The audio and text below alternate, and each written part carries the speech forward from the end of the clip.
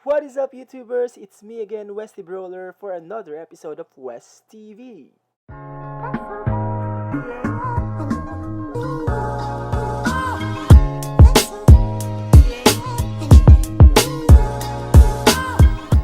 Isa din ba kayo sa mga kagaya ko na mahilig sa pabango?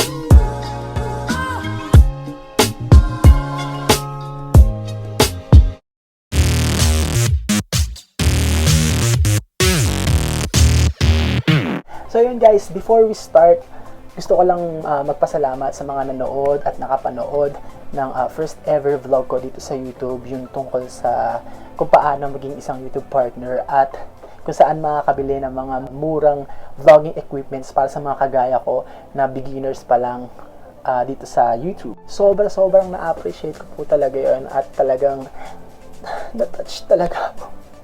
Joke lang. Ayan. Oy, in fairness, ang daming views. As of today, meron na akong 43 views. Yay! Joke lang. So, ayun. Actually, ako pa yung iba doon eh. So, kalahati noon, ako yun eh. And sorry kung medyo mabilis lang at madali lang yung aking vlog. Yung first vlog ko kasi nga medyo nangangapa pa. Sobrang excited lang ako na i-upload yun agad. And makapag-start. Kasi nung na-receive ko nga yung email ni Google na officially YouTube partner na ako, sobrang na-excite akong gumawa ng vlog. So yun, medyo putyo-putyo, alam nyo na, and medyo awkward din ako sa camera kasi shy talaga ako. Camera shy po talaga ako. So yun, maraming salamat, and I promise that I will improve and I will do my best para makagawa ng mga quality videos for my future viewers and sa mga nakasubscribe na sa akin. Actually, meron na akong 91 subscribers. Yes! 91, hindi. Matagal na kasi yung account ko na to. Pero, ayun nga, last week lang ako nag-apply as a YouTube partner. So ngayon, let's proceed sa ating main topic, ang perfume making at kung paano to gagawing business. Actually guys, napakadali lang naman gumawa ng pabango. Kahit sa bahay, pwede mo siyang gawin. You don't have to be a chemist para makagawa ka ng sarili mong perfume. So ano guys, ready na ba kayo na gumawa ng pabango? Tara, simulan na natin. So, ito yung mga kakailanganin natin sa paggawa ng pabango. Watch this.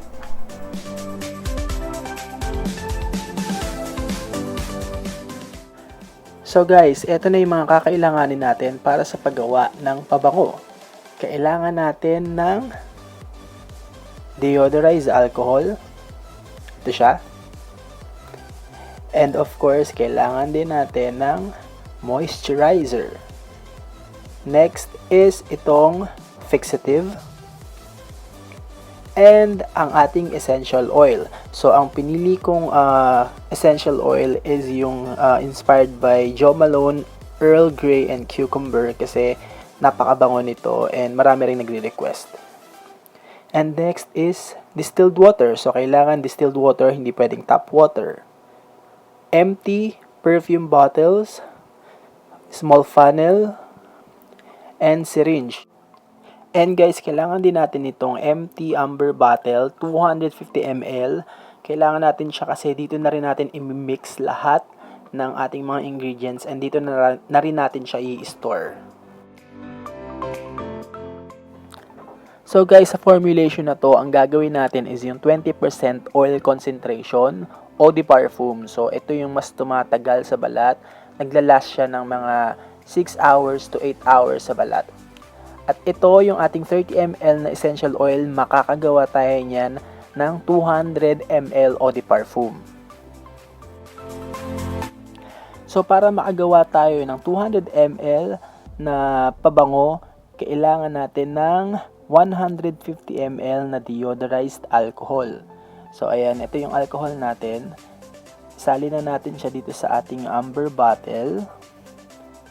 Okay, so dahan-dahan lang para hindi tumapon. So ayun, kaya meron din akong sapin sa floor para hindi tumapon yung mga ingredients natin sa ating sahig. Okay, so ayan, 150 ml na deodorized alcohol. So, okay. So, after natin ilagay yung deodorized alcohol sa amber bottle, isunod na natin yung moisturizer. So, kailangan natin ng 5 ml na moisturizer. So, okay, buksan na natin and gamitan na natin ng syringe. So, itong syringe ko kasi 3 ml lang yung kaya nitong i-handle. So, kailangan natin ng siguro 2 balik. So, ayan. Wait lang. Okay. Okay, so ayan. Ito 2 ml lang siguro to, or wait lang, balik natin. Ulitin natin kasi hindi ko masyadong nakuha yung moisturizer. So ayan. Okay. So ayan, 3 ml na to. So isalin na natin sa amber bottle. Okay, ayan. And kumuha pa tayo ng 2 ml. Kasi 5 ml yung kailangan natin. So, okay, lagay na uli natin sa amber bottle. Alright. Okay. So, after nyan, takpan muna natin yung amber bottle natin at alug-alugin natin para mag-mix yung ating alcohol sa moisturizer. So, after a few seconds, pwede na po nating ilagay ang ating susunod na ingredients, which is itong fixative. So, ayan. Kakailanganin natin ng 10 ml fixative at ihalo na natin ito sa ating amber bottle.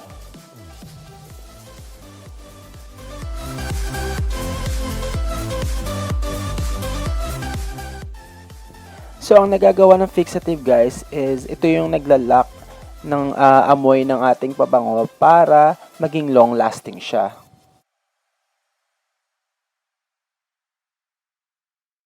Ituloy lang natin yung pag-alog, guys, para maghalong mabuti yung mga ingredients natin. And by the way, guys, pwede nyo rin namang unahin yung essential oil bago i-mix yung iba pang mga ingredients. But kasi yung ginawa ko, inuna ko yung deodorized alcohol, tapos moisturizer, and then yung fixative. Pero pwede nyong unahin yung ating essential oil. So ito yung essential oil, buksan na natin at ilagay na natin siya sa amber bottle. So ayun, ilagay na natin ang ating essential oil sa amber bottle na mayroong deodorized alcohol, moisturizer, and fixative. Okay, so dahan-dahanin lang natin para walang masayang at walang matapon. Ayan, kasi medyo mahal yung essential oil eh. Ayan, simutin natin para simot na simot talaga at walang masayang.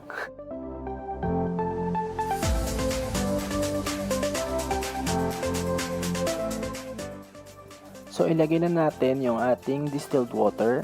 So, dapat 5 ml lang. Hindi pwedeng sumobra kasi magiging blurry or cloudy yung ating perfume. So, okay, kapag natakpan na natin, make sure mahigpit yung takip para hindi tumapon. And then, kalugin na natin siya para mag-mix na ng mag-mix yung ating mga ingredients. Ayan.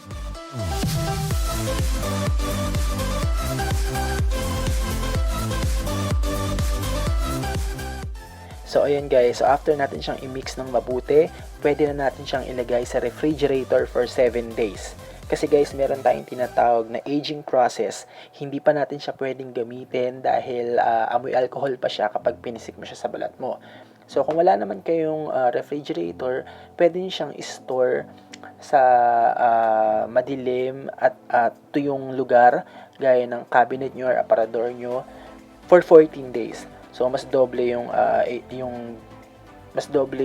time ng aging process niya. So, kalugin pa natin mabuti. Okay? So, yun. After natin siyang i-ref or i-store for 7 days or for 2 weeks, pwede na natin siyang isalin sa ating perfume bottle using this small funnel. So, ayan. O diba guys, sobrang simple at napakadali lang gawin ng pabango. So actually meron na akong mga finished product dito. So ito, ayan, ito sila. Ayan. So para naman sa label guys, kayo na yung bahala doon. Pwede kayong mag-edit sa cellphone nyo or sa computer ng gusto nyo yung design ng label nyo. Kung gusto nyo yung personalize, lagyan nyo ng pangalan nyo. And then, i-print nyo lang siya sa photo sticker paper para madali na siyang idikit dito. And then, ang ginagawa ko kasi para meron siyang effect na parang laminated. Alam niyo yung malapad na scotch tape. So, nilalaminate ko siya ng scotch tape bago ko siya idikit dito sa bottle para hindi mag-fade yung color kasi minsan di man nag-fade agad yung print niya kapag medyo tumagal na. And guys, ideal din siya na pangregalo. Especially ngayon, malapit na rin mag-Christmas kasi July na ngayon. So, next month, August na, and then September, so bare months na. Pwede rin siyang wedding souvenirs or kung may dibu, pwede rin siyang giveaways. And ayun, very affordable and very easy to make. And pwede din siyang panegosyo, so pwede rin kayong kumita ng extra money kung gugustuhin nyo, di ba? So, maliit lang yung puhunan nito, hindi nyo kailangan mamuhon ng libo-libo. Siguro, pwede na kayong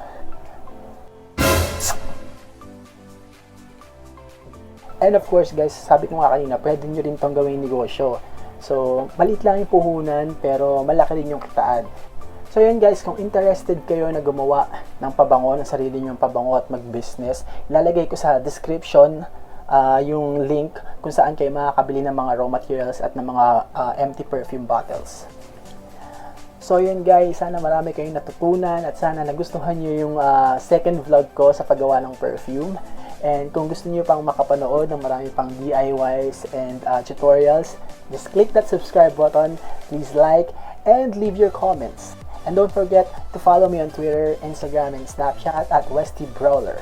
Thank you so much guys for watching this video, and I will see you again next time only here on West TV.